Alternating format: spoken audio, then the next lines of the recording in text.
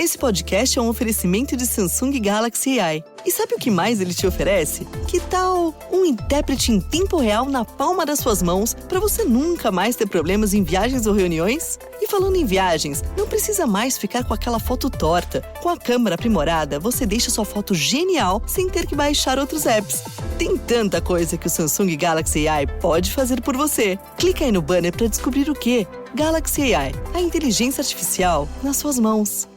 How would you like a 15% discount to my daily email, the stack of stuff, the show notes, discounts to the conference, all of that? All you need to do is text the word show to 33777. You'll get the annual subscription with a 15% discount to my daily email. You'll get the stack of stuff, the links to the show notes, discounts to the conference, and so much more.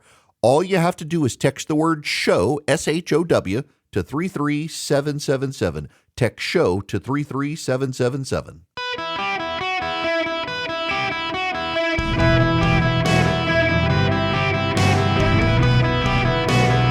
Welcome to the Eric Erickson Show podcast, Hour 2. My fellow Americans, how are you? It's Eric Erickson across the nation. The phone number, should you wish to be on the program, 877-973-7425. I am delighted to have you with me. If you want to come to the gathering, you know, Dave McCormick, who was right on the front row, about to be called up on stage as Donald Trump was shot on Saturday. He's going to be there. We'll be talking about it. You can come sit in the crowd and hear our conversation. You can text the word engage to 33777. In fact, if you text engage to 33777, when you click through, you'll see the agenda. There are some people we can't announce yet. We're dealing with security and other issues and trying to make sure we balance everybody out right. You can text engage to 33777. If you're a young professional, use the code YR. You get a pretty hefty discount. We got someone who came last year wanted to make sure that we were making it available to people. So I want to make sure that we honor that. So use the discount code YR, and it will vastly lower the price of the ticket for you. But in any event, it's engage to 33777. Glenn Youngkin is going to actually come hang out with the crowd, have a beer on Thursday night with us. We'll have the welcome reception. We'll be all day Thursday, all day Friday, all day Saturday, August 8th, 9th, and 10th in Atlanta, Georgia. Tickets still available. We're starting to run out of tickets, so if you want them, you need to get them. We need to have a chat. We need to talk about the attempted assassination of Donald John Trump. Because a growing number of people on the left and right are starting to descend into conspiracy theories. People are trying to understand what happened. It does not make sense how something like this could happen. And so they're descending to conspiracy. On the left, they have concluded that Donald Trump was actually hit with glass from a shattered teleprompter and was not actually shot. Reid Hoffman of LinkedIn fame, his handler, his money political strategist guy, sent out an email to reporters to tell them he believes it's a false flag operation, that Donald Trump orchestrated it himself. Yeah, the left says Donald Trump didn't really get shot, or if he did get shot, he orchestrated it so that he wouldn't get killed but could use it to advance himself politically. On the right, people have decided that the Secret Service was in on it. This was a plot by the government of the United States to kill Donald John Trump. The Secret Service turned a blind eye. They were in on it. They were complicit. Maybe it was one of their own. How could a 20-year-old get up on that roof without the Secret Service stopping him? There are questions, but we're starting to get answers. The reason good people settle on conspiracy is because they sleep better at night thinking bad people are in charge than that idiots are in charge.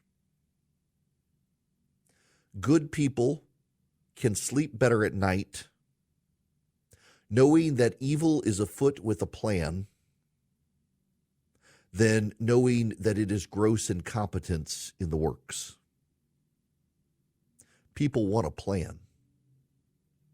People want a pattern. They want some thought to it. And so they try to rationalize what happened when it doesn't make sense and decide that there's a conspiracy theory. It had to be the government trying to kill Donald Trump, or it had to be Donald Trump trying to get himself shot. It couldn't just be that there was a massive screw-up of government officials and miscommunication and rank incompetence, and yet that's what we're dealing with here. In fact, there are going to be some of you who want to call or email me and say, no, there had to be something. Did you hear about X, Y, and Z? Oh, I've heard about it all. It's all incompetence. It turns out, according to an interview pushed out by the Daily Mail, the reason a Secret Service agent was not on top of that roof was because it was sloped, and it was a danger to Secret Service agents to be on the sloped roof. So instead, they parked themselves on the ground. Local law enforcement had seen the kid earlier. They saw him scoping the place out with a rangefinder.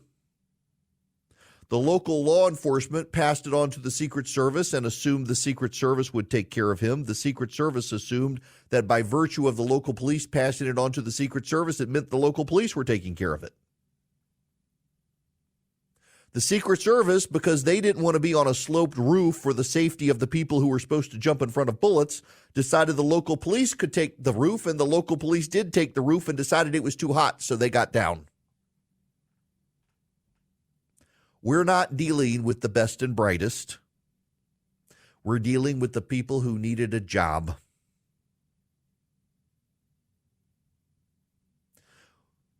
In the crisis of the 3rd century, the Roman Empire could continue on in perpetuity for quite a while because the bureaucrats were competent and put the glory of Rome ahead of all else. The United States couldn't survive more than a day because the bureaucrats in this country are completely clueless, idiotic incompetence. Led by a president of the United States who, with Lester Holt last night, got confused and thought that his Secret Service director was a he. Is it acceptable that you have still not heard, at least publicly, from the Secret Service director? Well, I've heard from him. But have you heard from her publicly? Publicly, I've sat down in a situation room downstairs. The Secret Service, the FBI, the national security agencies, the Homeland Security, all the major elements. Notice how Lester Holt covered for him. He said him. Lester Holt said her. Didn't correct him, didn't ask, do you know who your director of the Secret Service is? Director of the Secret Service actually says the buck stops with her, but she's not going to go anywhere. We sat down with Director Kim Cheadle today for an exclusive interview. What was your reaction when you saw the events unfold on Saturday? Shock, and then concern, obviously, for the former president. This is an event that should have never happened. Who is most responsible for this happening? What I would say is that the Secret Service is responsible for the protection of the former president. So the buck stops with you? The buck stops with me. I am the director of the Secret Service. It was unacceptable, and it's something that shouldn't happen again. The President and Homeland Security Secretary said today they had 100% confidence in you, but there are some members of Congress calling on you to resign. I appreciate the Secretary's comments, and we're going to continue to be transparent and communicate with people. Do you plan to stay on? Absolutely. I do plan to stay on. You just oversaw the first near-successful assassination attempt on a president of the United States since Ronald Reagan in 1981. If you had any sense of yourself, you would resign, but you're not resigning because you are the incompetent person who decided the people who should jump in front of a bullet would endanger their lives by being on a rooftop. You should resign, and that would help restore confidence. Part of the problem we have in this country right now is people do not have confidence in our government. Look at the COVID mandates and the COVID rollout and handling COVID and how incompetent so much of that was. And it casts doubts on the government, and people have chosen they can't acknowledge, they don't want to believe, they would not sleep well at night if they realize that we are run by a government of idiots. And so there must be sinister plots. There must be evil people in charge who have some sort of sinister, dark plan, because it is far, far better to believe there's a sinister, dark plan than to believe that actually, no, there are idiots in charge. This isn't good for our society. Lloyd Austin disappeared for a week. Lloyd Austin was gone, disappeared. Nobody knew. The president didn't know. His chief of staff didn't know. The deputy assistant of the deputy secretary of defense did not know. And Lloyd Austin did not resign. Men fell from aircraft to their death. The evacuation of Afghanistan was so botched, 13 soldiers died. People trying to flee, climbing into the wheel compartments of planes, falling out to their deaths, dying. Joe Biden fired no one for the disastrous, botched withdrawal from Afghanistan that left behind American military equipment that wound up in the hands of Hamas to fight Israel. No one was fired. The border is overrun with illegal aliens. No one has been fired. The National Security Advisor to the President of the United States, Jake Sullivan, had the security perimeter at his home breached. Someone was able to get very close to the National Security Advisor to the President of the United States. And no one was fired. Donald Trump was grazed by a bullet fired by a 20-year-old who 30 minutes before local police had seen. They thought the Secret Service was taking care of it. The Secret Service thought they were taking care of it. The Secret Service wasn't up on the roof. They thought the local police were on the roof. The local police weren't on the roof because it was too hot. We're not surrounded by the best and brightest. There is no conspiracy theory here. There is only staggering incompetence. And when the President of the United States and those under him refuse to fire people in charge, there's no incentive to get competent, because incompetence is rewarded. Incompetence is given a pass, and incompetence is praised. For the Secretary of Homeland Security and the President to say they stand by the director of the Secret Service, who was picked by Jill Biden because she wanted a woman in the position, apparently. Forget the qualifications. No one has any incentive to get better. And so what the American people do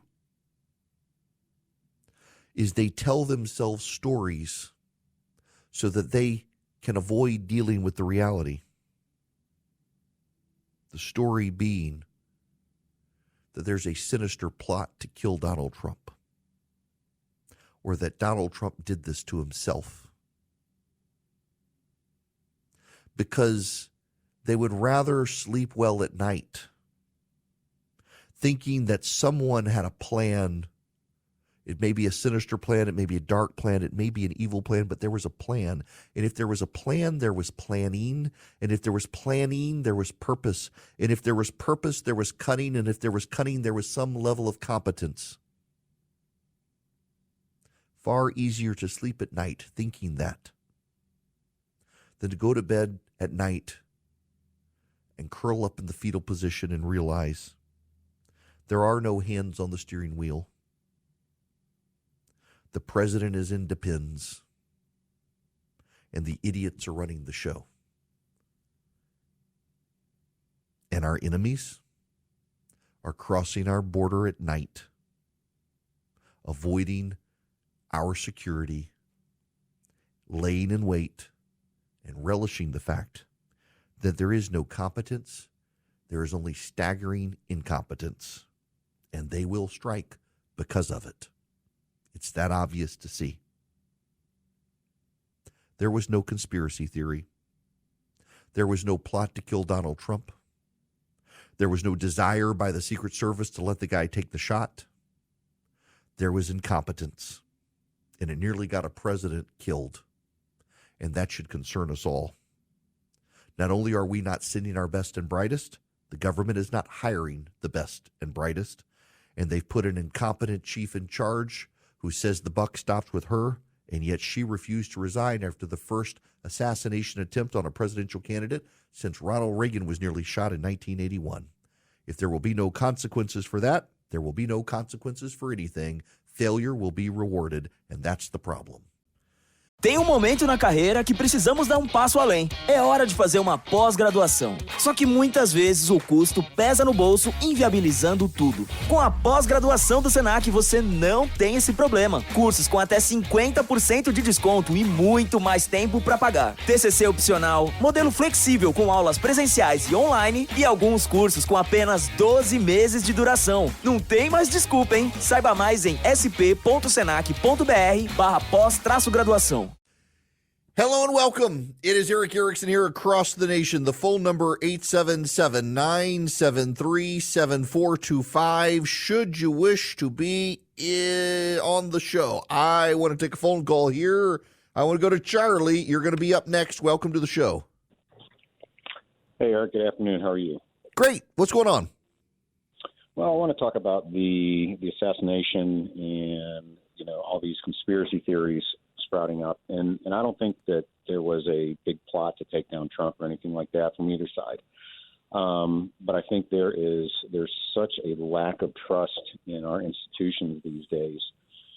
And if you look at what the establishment in D.C. did to take down Trump using a phony story and the power of the FBI, it's not that much of a stretch to think maybe they'll try something else. Yeah, look, I agree with that, although I think you've got Secret Service agents around him all the time. They could make it really easy and not obvious if they wanted to take him out. I mean, and that's the problem with the extrapolation here. Yeah, I absolutely think they've been trying to stop Donald Trump, and so some people will jump to the conclusion that, oh my gosh, there's the Secret Service was complicit in this. Actually, they could have made it a whole lot easier and less obvious if they wanted to. There are plenty of things that a Secret Service that monitors the man 24 hours a day, if they were complicit in this, could do instead of relying on a 20-year-old. But I totally get the level of distrust. And I think that distrust can't be restored until we start firing the incompetent people in Washington, D.C., including the head of the Secret Service, who said the buck stopped with her. Years ago, if something like this happened, the person would come forward who was in charge and say, look, it happened on my watch. I'm resigning. The British still do this. You see that they booted out the former prime minister in Great Britain. He comes out to the microphone and says, I'm very sorry. I let you down. I'm out. Gone.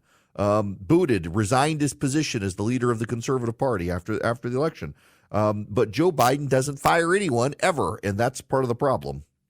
You want to restore trust, you start firing the incompetent people. But with progressives, incompetence is actually a job requirement because competent people, they're at a competitive privileged advantage, and we got to put the incompetent people in charge who have no privilege. It's all about privilege, Sad, damning commentary on the state of affairs.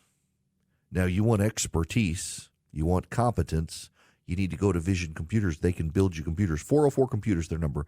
They can build you computers, save you some money, give you a great system. They work with you on your needs and your wants. Tell them, I don't understand what a GPU is, but here's the sort of stuff I do. Here's what I want to do. They'll build you a computer that fits your needs and save you money. Better than the one-size-fits-all big box store computer. And then you get their world-class tech support. So if you have any questions at all about your computer, you get a phone number, 15 seconds or less. You call them, and they give you the answer faster than a Google search. Now, let's say you've already got a computer, and you sadly did not get it from Vision Computers, but you need help.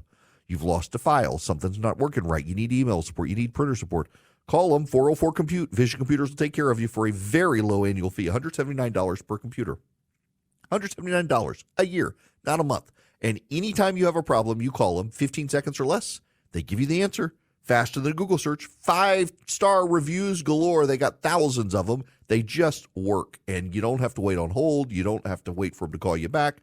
15 seconds or less, you get the answer. Call them at 404-COMPUTE. Tell them I sent you. You get an even better deal, or go to visioncomputers.com. Anywhere nationwide, 404-COMPUTE. Você ama ter mais flexibilidade para estudar. Use a sua nota do Enem e venha para Anhembi Morumbi. Aqui você pode escolher qual modalidade se adapta melhor à sua rotina. Presencial, semipresencial ou ensino à distância. Tudo com uma metodologia inovadora e prática desde o início do curso. Descubra por que milhares de alunos amam estudar aqui. Acesse anhembi.br e garanta a sua vaga mesmo antes do Enem. Anhembi Morumbi. Aqui tudo acontece. Glad to have you with me. Breaking news. If you're just tuning in, Bob Menendez, senator from New Jersey, head of the Foreign Relations Committee in the Senate, has been found guilty of all 16 counts in federal corruption trial for bribery, obstruction of justice, acting as a foreign agent. I got an email from someone. Why wasn't he charged with treason? Because the country that he was accused of helping is Egypt. That is considered an ally, not an enemy. In addition, there are constitutional rules on treason. It makes it very hard to try anybody with treason. So often people in this country throw around the word treason, and the legal definition of it is actually far more complicated to meet.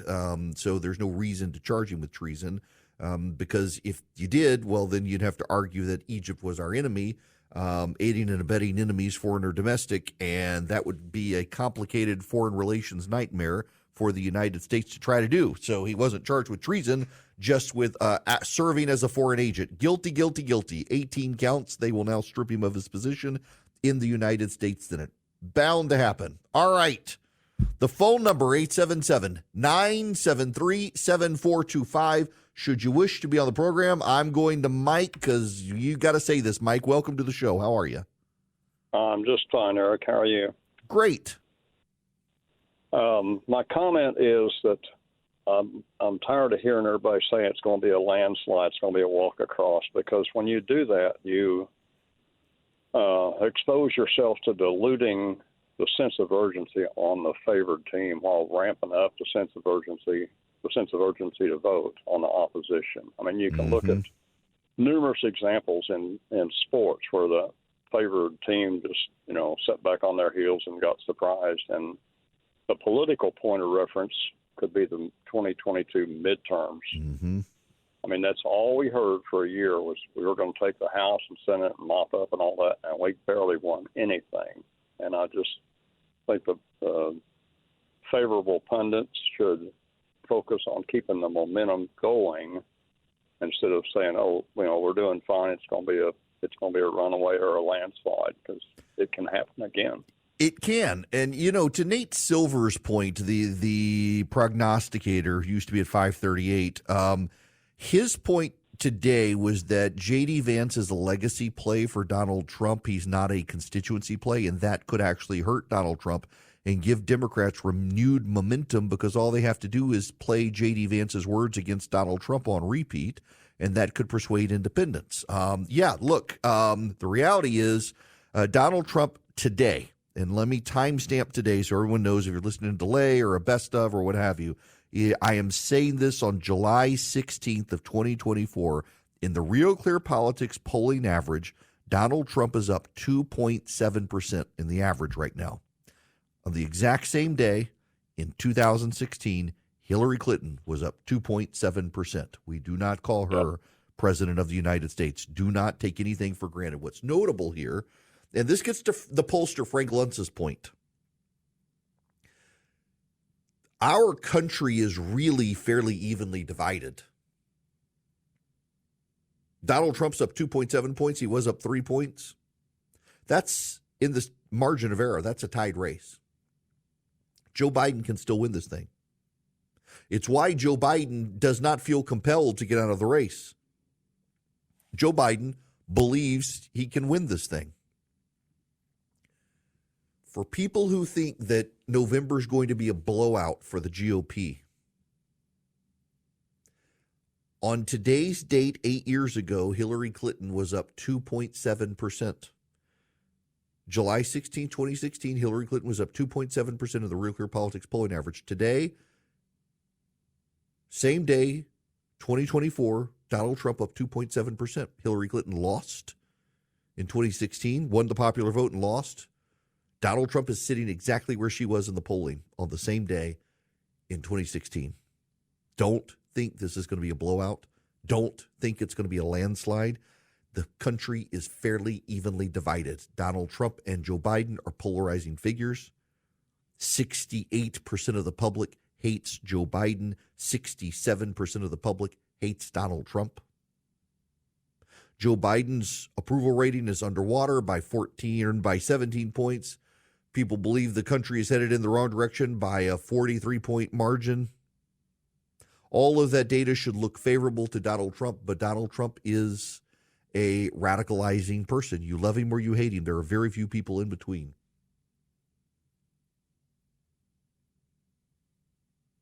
Don't think this is going to be a landslide. Now, to that point, the Democrats are continuing to try to shake Joe Biden out of the race. This is from John King at CNN, who's just got brilliant sources. He's a longtime friend. He writes, the public calls for Democrats asking Joe Biden to bow out of the presidential race have quieted in recent days, but private efforts to nudge the president and his top aides continue, several Democratic sources told CNN. Among the efforts, these sources say, are repeated memos from a seasoned and respected Democratic pollster, Stanley Greenberg, sharing his take that Biden is on track to lose the election and in a way that does deep damage to other Democratic candidates. Lose everything is how one Democrat described a polling memo Greenberg sent to Biden's inner circle in recent days. Devastating was the one-word answer of a second Democrat close to the White House who is familiar with the Greenberg memo. These sources said Greenberg has sent several memos over the past 2 weeks since the president's devastating debate performance, analyzing internal polling he asserts shows the president's position continues to deteriorate because Americans overwhelmingly do not see him as up to serving 4 more years. Greenberg has been a leading Democratic pollster for decades, and his work includes advising Bill Clinton's 2 winning presidential campaigns. He declined to comment. Now, I will tell you, a listener in Tulsa texted me and said he understands that the Clintons were in Tulsa this weekend talking to George Kaiser, who's a big Democratic fundraiser, about a path around Joe Biden. This conversations continue with Obama donors and Clinton donors and others. Now, this from the New York Times.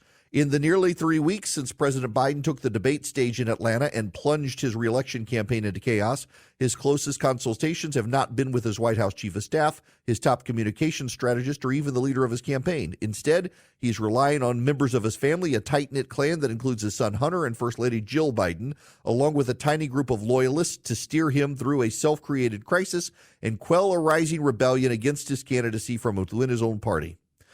Mr. Biden has not consulted directly with the pollsters on his 500-person campaign team about the state of the race against Donald Trump, but has instead relied on Mike Donilon, a longtime friend, former pollster, and Biden campaign messaging guru, to summarize the number with regular memos and numerous daily phone calls. The ever-buzzing phone of Steve Ricchetti, a close counselor to Mr. Biden since his vice presidency, is the main conduit between concerned lawmakers and the president. Mr. Biden speaks frequently to his son, Hunter Biden, who calls and texts the president and first lady multiple times a day to see how they are coping with the onslaught of scrutiny surrounding his father's health, mental fitness, and final presidential campaign. Recent interviews with more than 36 people, some of whom spoke on the condition of anonymity to discuss private conversations about the campaign, reveal a truth about the state of Mr. Biden's campaign. The people steering Mr. Biden through the biggest political crisis of his presidency are true believers in the mythology of Joe Biden as the comeback kid and discount opinions to the contrary. This is a panic. This is a panic moment for the White House and for Joe Biden, who sat down with Lester Holt and had to defend some of his, awkward comments, among other things. Well, let's talk about the conversation this has started, and it's really about language, what we say out loud and the consequences of those. You called your opponent an existential threat on a call a week ago. You said it's time to put Trump in the bullseye. There's some dispute about the context, but I think you appreciate that. I didn't say crosshairs. I was talking about focus on.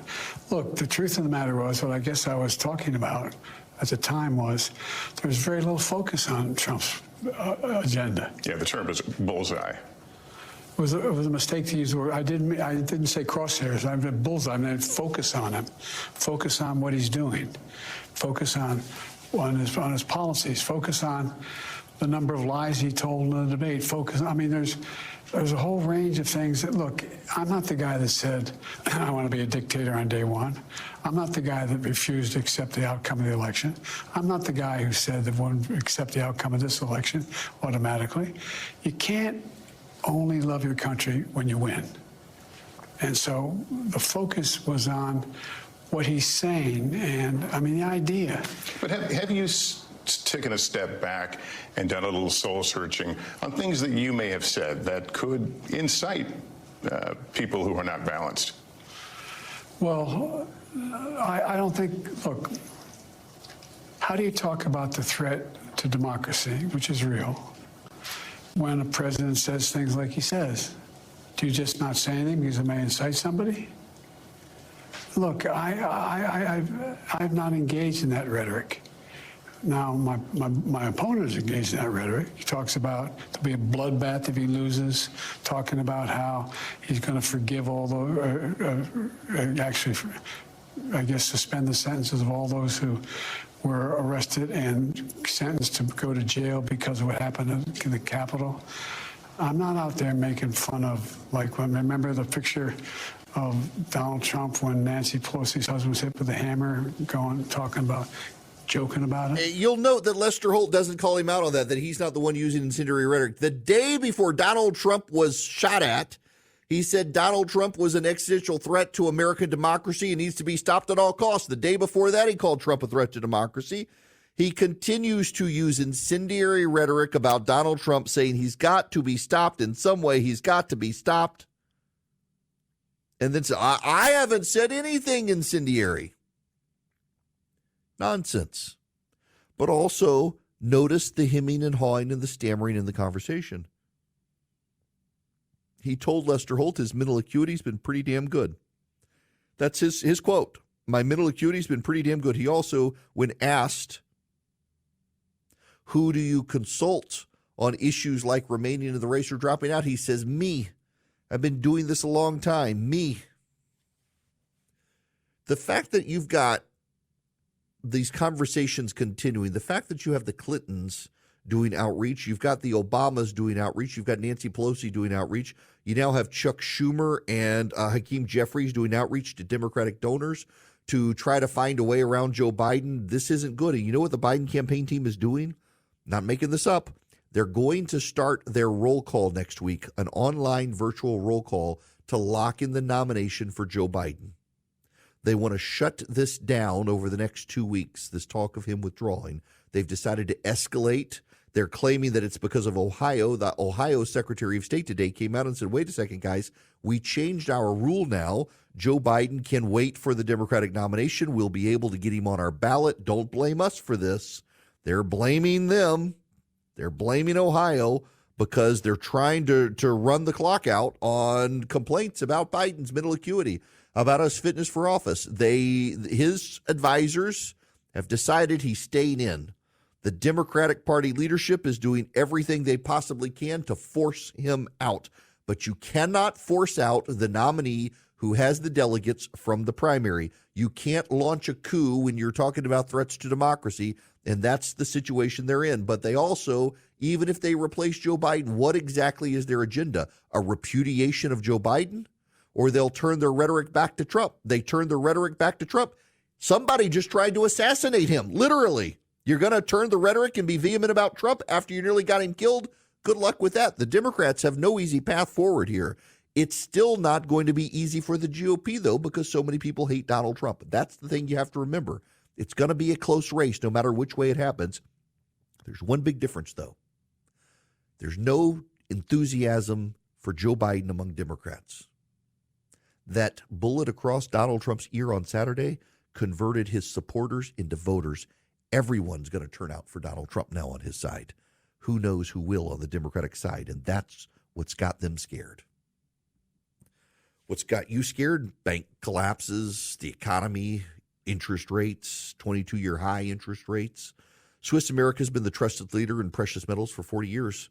They've been warning people about a secret war on cash for some time. If you're interested in safeguarding your hard-earned cash from the secret war on cash, well, you can get their report, The Secret War on Cash, completely free. They're rated A+ by the Better Business Bureau. Swiss America can educate you on protecting your assets in their report, The Secret War on Cash.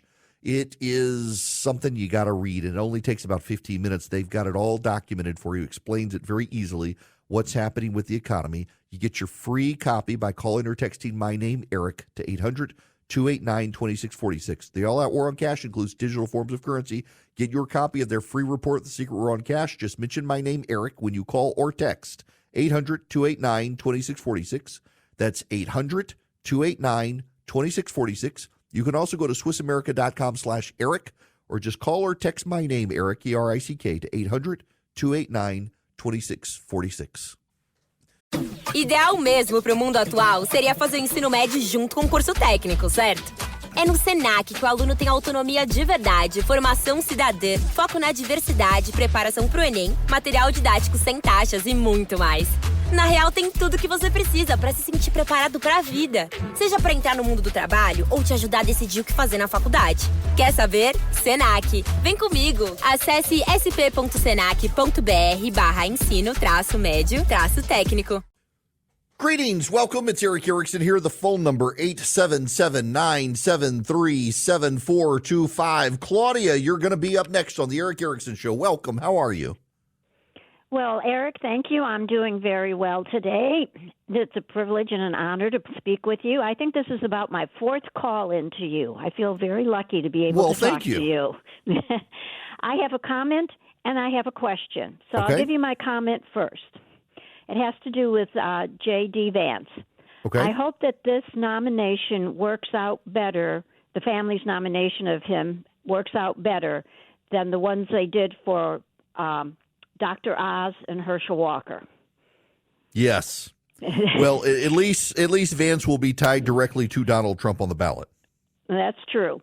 The other thing is I have a question for you, and it has to do with the fact that the case in Florida was dismissed because the judge found that Jack Smith, the special prosecutor, had been unlawfully appointed. Mm-hmm. Now, in the case in Washington, D.C. also seems to be coming apart at the seams. And I was wondering, do you think this will influence the voters that ran away from Trump because of all these criminal cases? Now that they're crumbling, will bring them back? You know, I'm not sure. I think to some degree he's still polarizing. People made up their minds. There may be some wavering, but, you know, the left is saying that, well, the judge in Florida was in his pocket. It's not really true. That's what they're saying. Mm-hmm. But given the Supreme Court case, given what happened in New York, given the polling on the New York case, I do think there's a level of sympathy for Donald Trump in there, and the fact he just got shot. There's a level of sympathy that they are doing anything they can to stop him. That may be able to change some people and persuade them in the direction of Donald Trump.